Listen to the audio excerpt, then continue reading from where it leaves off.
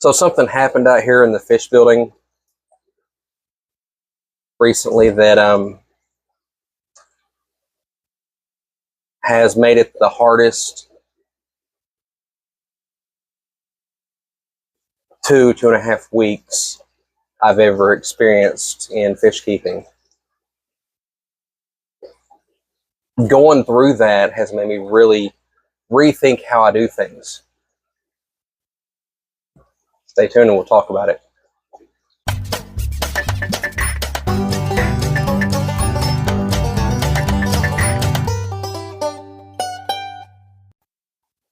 Running a separate fish building has always been one of my favorite parts of this hobby. It gives me a space to run multiple tanks, raise fry, maintain systems that just wouldn't be possible in my house. But having that space also means that everything depends on the infrastructure working correctly. Heating, plumbing, filtration, electricity, all of it. Now here's the ironic part. Winter out here, where I live, it typically means temperatures in the 40s, might drop down into the 20s every now and then. And that's typical for most years. And my biggest challenge isn't keeping this building warm. It's keeping it from overheating.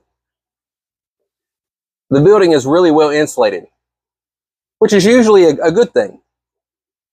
But combined with running the high-powered dehumidifier that I use, there's times when during the winter, the building climbs over 80 degrees. And because the air conditioner system that I have won't kick on if the outside temperature is under 60, the heat just stays in here and builds, and I have to try to run fans and see if I can come out and open the door for a little bit to let some heat out. But it's a struggle to keep it from just like getting way too hot. This winter is a different story. You probably, if you weren't part of it, you probably saw the stories of the winter storm that came through and hit at least the eastern part of the U.S.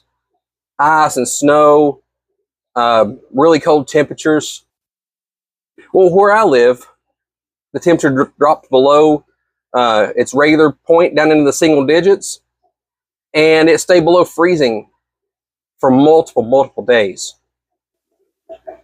This winter storm left inches of ice and snow all over the ground, on trees, on everything. It made the ground outside here a solid sheet of ice. You couldn't hardly walk on it. Driving anywhere was nearly impossible. There was areas in major cities around here that 2 weeks later, they still didn't have the roads plowed where they were passable. Right after the storm hit, that's when everything started to fall apart and go wrong. I came out to the building here just to check everything. And sure enough, turn the water on and there's no pressure. The water line feeding the building had frozen. Losing water to the fish room is a serious problem.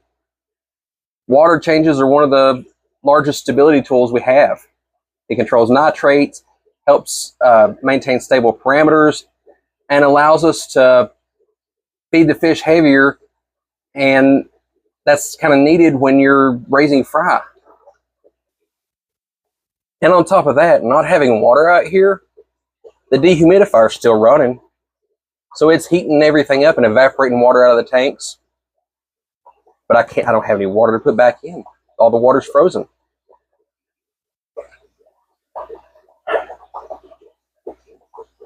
Well, that wasn't the only problem. Not long after discovering the frozen water, the main heater responsible for heating out here, it went out. It just quit. Well, with the main heater out here not working, and it in single digit temperatures outside, I had to do something. The temperature was dropping. The dehumidifier over there, I mean, it's still running, but it can't heat the whole building to, the 70s and temperatures that it needs to go. So the first thing that I did is I dropped individual heaters in all the tanks. So imagine 40, 100, and 200 watt heaters all kicking on all at once. Yep, you're right. That's more than the circuits could handle. It kicked the breakers, and I lost power out here completely. Easy enough fix, right? Reset the breakers in the building. Had to go into the house, reset the main breakers in there that feed the building, and then come back out here and adjust the heaters so that all of them weren't kicking on at once. But that's not going to fix the problem. I need to get the building's temperature back up. And so that's when the journey began for this part of it. So like I said, the roads are almost impassable. They're solid sheets of ice, mounds of snow, and I got to try to go to stores to find a heater to heat the building. Well, the problem there, a lot of the stores weren't even open. And the ones that were, it looked like it was post-apocalyptic something or another. They'd been ransacked. Not only the grocery side is all cleared out, but anything that could produce heat was gone. All the salt was gone. All the ice scrapers, gas cans, generators, everything. Bare shelves. I searched for 2 days looking for heaters. And I finally found 2 smaller ones to replace the one unit that I had before. So it's better than nothing. But we'll get into that a little bit more in a little bit. So I get back to the building with the heaters. I get them plugged up. And I set them on 2 separate thermostats. Put one in the front of the building and one in the back of the building, hoping that would better regulate the temperature. But I still had the problem of no water. So one thing that I did leading up to the storm, I thought my biggest problem would be power going out with all the ice that they were predicting. And so I ran buckets of water. I filled up like 3 5-gallon buckets of water and about 4 1-gallon jugs of water. And I was doing that more as a heat sink in case the power went out and I lost heat. Water holds heat better than air does. So if I can fill containers of water up in the building and the building loses heat, those containers of water would hold the heat and work as an added insulation, kind of, as a heat sink. So I had to start using that to help balance my water loss in the fish room. But 3 5-gallon buckets and a handful of gallon jugs isn't going to go far when you've got 40 tanks of this volume and they're losing water by the minute by evaporation.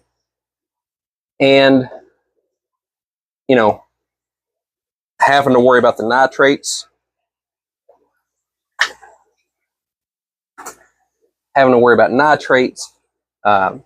new fry, overfeeding, and all of that.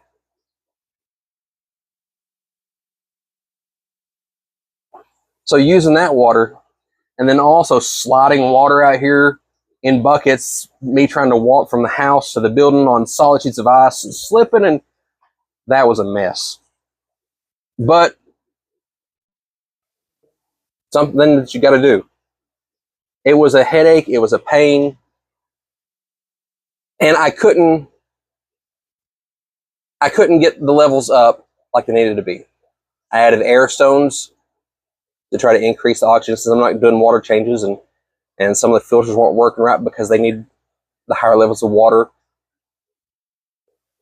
And I had to watch the feeding. I couldn't fill the tanks all the way up, so some of the breeder boxes that I had hanging on, they weren't working right.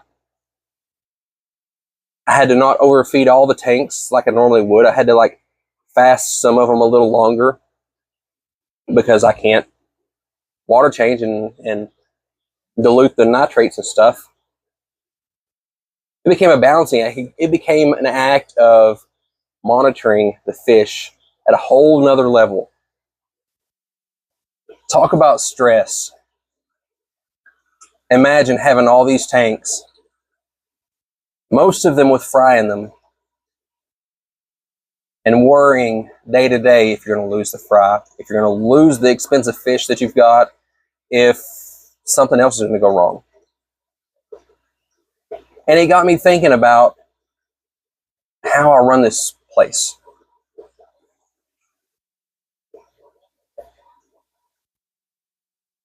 Someone asked me in a live stream or in an event or something, oh, what do you do if you lose power in the building? And it got me thinking, I'm like, I cross my fingers and hope for the best. You know, I haven't lost power out here, for a very long period of time at all. But losing water for 2 weeks, actually it may have been 2.5 weeks, it shows that long-term catastrophes could happen like that. My heat went out at the same time. I hadn't thought about that. I needed to do something different. I need to think about this and run it a completely different way.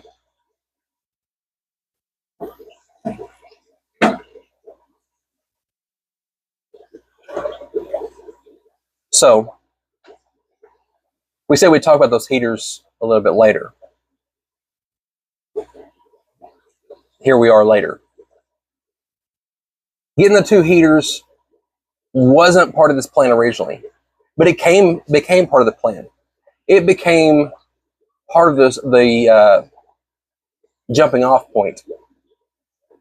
So normally I run a 1500 watt heater in here to heat the building.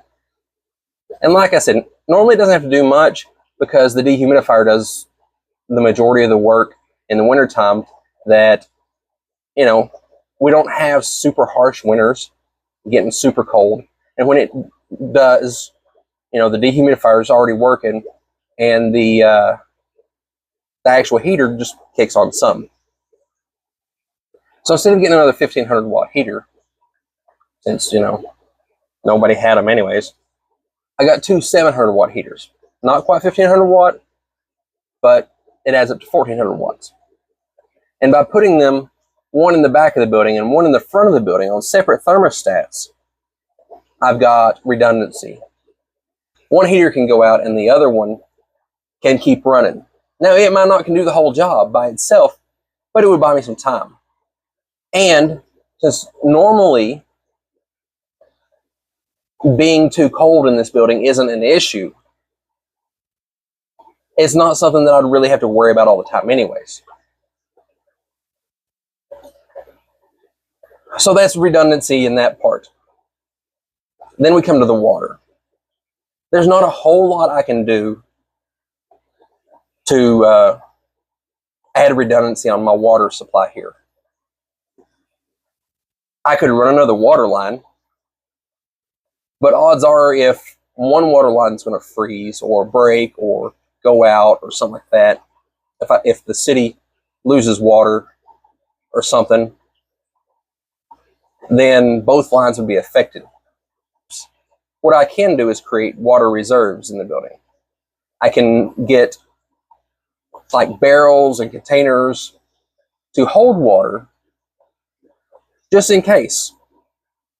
And I can cycle through that water with time. That way I can have aged water if I need that.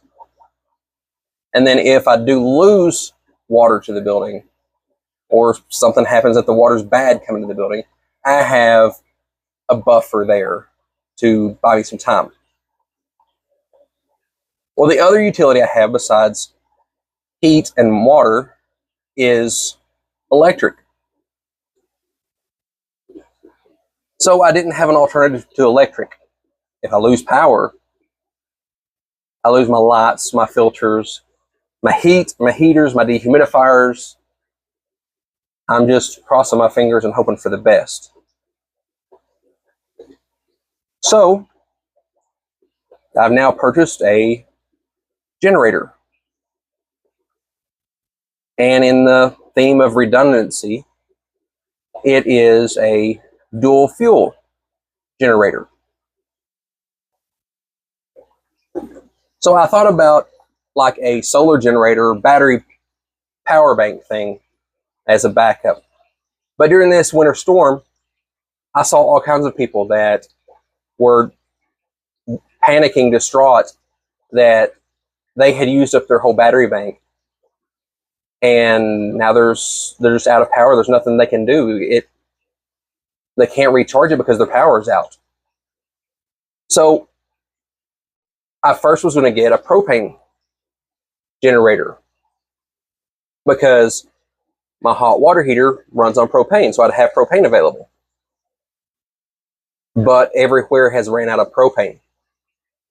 Right now, you can't get propane in at least 6 or 7 counties around here. I haven't traveled any farther to look, but right now, if you need propane, maybe you're going to another state. You can't get it around here right now. So the generator that I got does propane and gasoline. So the odds of me being out of both propane and out of gasoline are slimmer. It's redundancy there. I can use gasoline, and if I don't have gasoline, I can use propane, or vice versa. It gives me options. But redundancy is the theme here. This was a horrible 2 weeks. I didn't know if anything in the building would survive. I didn't know if I would lose every fry that I have. Some of the projects that I'm running, they could have just disappeared. Luckily, the only thing that I've lost was the 2 young new Pleco fry that I'd made the little short about and referred to them as the twins. They were struggling anyways from the beginning. They had a hard start, and out of their whole clutch, those 2 were the only 2 that survived to that point. And I lost them to when the heat went out. They were the ones that were impacted the most, and I lost those. But all the other fish, they have been, as the saying goes, they've been troopers. They have made it through. Some of them have taken this drought spell as a sign of a change of seasons and have began spawning like crazy. And that's, I'm watching right now as I'm doing some water changes now, some breeding behavior. So that's been a bittersweet thing in itself, because when you don't have the water resources, you can't really feed like you should for breeding. Breeding is not really what you want to happen, but the fish think, oh, it's time to go.